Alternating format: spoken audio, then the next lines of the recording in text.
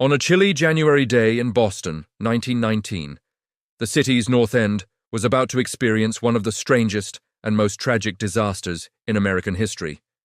It wasn't fire, it wasn't an earthquake, it was molasses.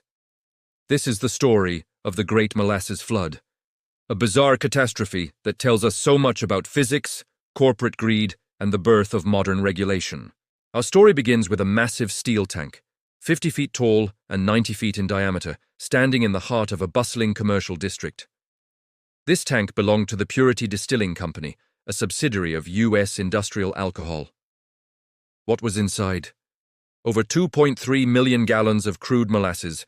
Now, you might be thinking of the slow-moving syrup you put on your pancakes, but this wasn't that. This massive quantity was destined to be fermented into industrial alcohol, a key ingredient for munitions during World War I. The tank itself was a disaster waiting to happen. It was rushed into construction, poorly designed, and never properly tested. Local residents reported hearing ominous groaning and creaking sounds coming from the tank for years. They saw dark, sticky streams of molasses leaking from its seams, which children would collect on sticks as a free, albeit dirty, treat. The company knew the tank was leaking. Their solution? They painted it brown to hide the stains. Out of sight, out of mind, right? Then came January 15th, 1919. The day before, a shipment of warm molasses had been pumped into the tank, mixing with the colder molasses already inside. This temperature difference likely increased the pressure from the ongoing fermentation process. Around 12:30 p.m., as the city was bustling with lunchtime activity, the tank gave way. Witnesses described a sound like a machine gun as the rivets shot out of the steel plates, followed by a deep, thunderous roar. The tank didn't just leak, it completely ruptured. A colossal wave of molasses, estimated to be up to 25 feet high at its peak, burst forth.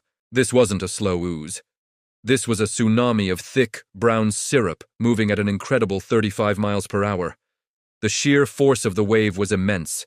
It smashed into buildings, ripping them from their foundations.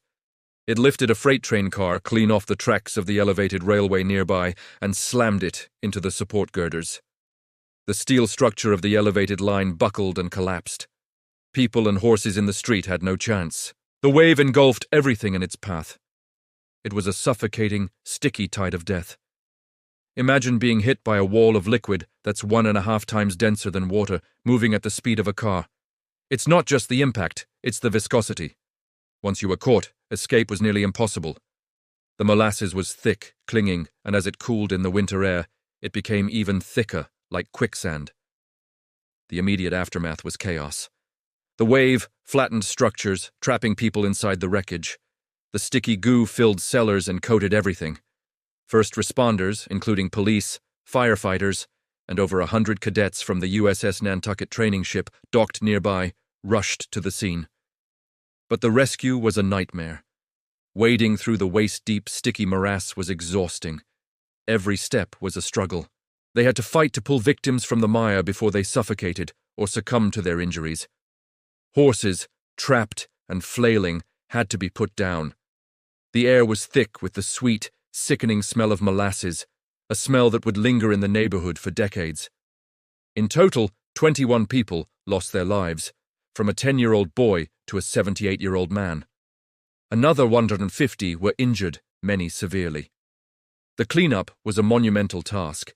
It took over 87,000 man-hours. Firefighters used salt water pumped from the harbor to wash the molasses into the drains and the bay, turning Boston Harbor brown for weeks. Sand was spread over the streets to absorb the sticky residue. For months, everything in Boston seemed to be sticky.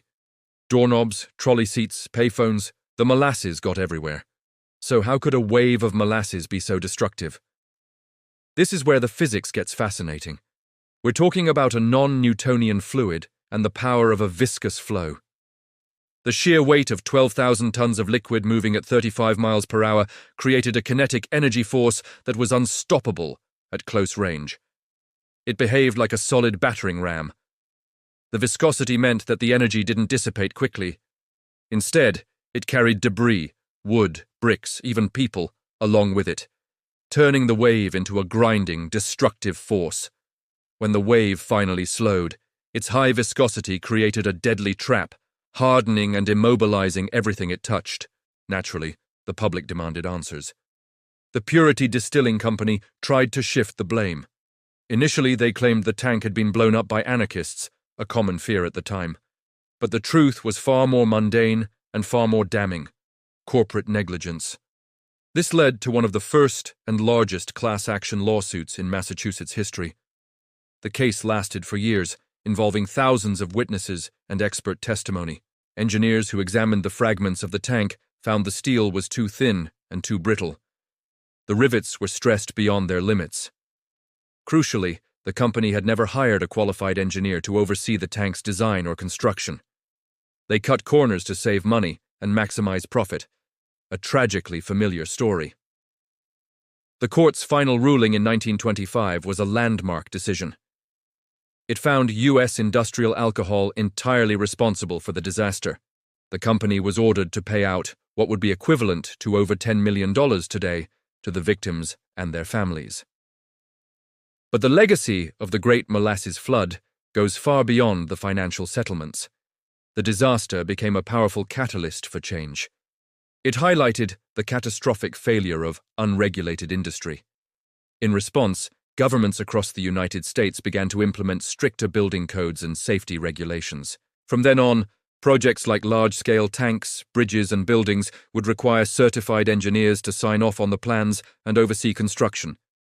It mandated inspections and safety testing. In a very real way, the 21 victims of the Molasses Flood did not die in vain. Their tragedy helped build the foundation of modern engineering safety standards and corporate accountability that protect us all today. The story also offers crucial lessons for modern emergency planning. It shows how a seemingly non-hazardous material can become deadly under the right circumstances. It underscores the importance of understanding the specific properties of materials in an industrial setting and planning for worst-case scenarios, no matter how unlikely they may seem. Today, if you walk through Boston's North End, you'll find a small, unassuming plaque marking the site of the disaster. It's a quiet reminder of that bizarre, tragic day when a city was brought to its knees by a wave of molasses. It's a story of physics, failure, and the hard-won fight for safety and justice that continues to resonate a century later. Thank you so much for watching. If you found this story as fascinating as I did, please hit that like button and subscribe for more deep dives into the incredible and often strange corners of history. See you in the next video.